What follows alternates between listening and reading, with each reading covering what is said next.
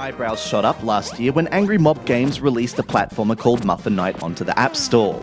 Those eyebrows belong to gamers familiar with the indie scene, who pointed out that Muffin Night appeared to be a flagrant rip-off of Vlambeer's Super Crate Box. We gave Muffin Night a silver award on both iOS and Xperia Play. Thieves don't deserve to prosper, but it was just such a good game. After all, so was Super Crate Box. Now Vlambeer, with the assistance of the Blocks Cometh developer Halfbot, has managed to bring its original title to iPhone and iPad, presumably hoping to oust its brazen imitator. But has it succeeded?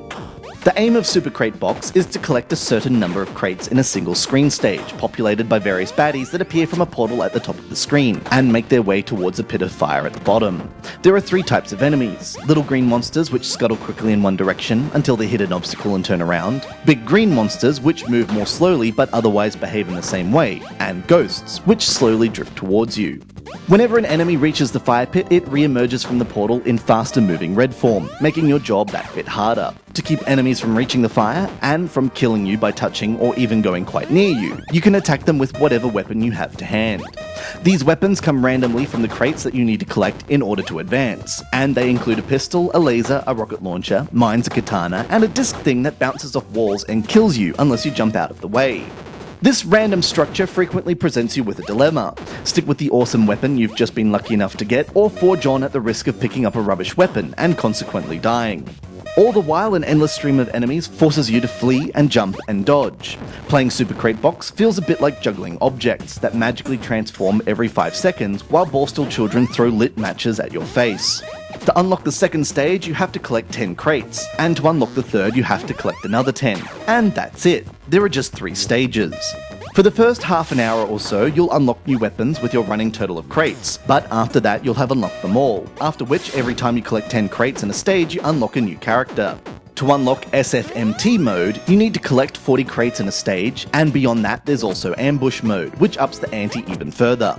Once you unlock the first 3 stages, real progress in Super Crate Box is hard.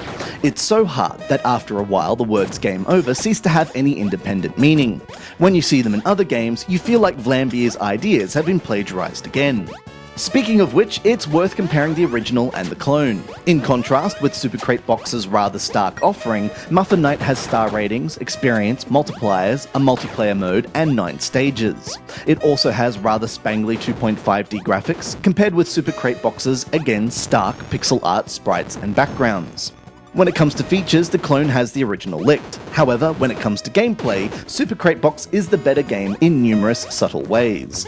For one thing, its stages are each confined to single screens. This allows you to have complete control over what's going on without the distraction of scrolling, in turn allowing for faster and more frantic gameplay. The uncluttered pixel art graphics also help. For another thing, the controls are more responsive, as you'd hope given the pace of the gameplay, and the outright cruelty of the collision detection. You'll die an awful lot, but when you do manage to achieve a state of flowing competence, the satisfaction is immense.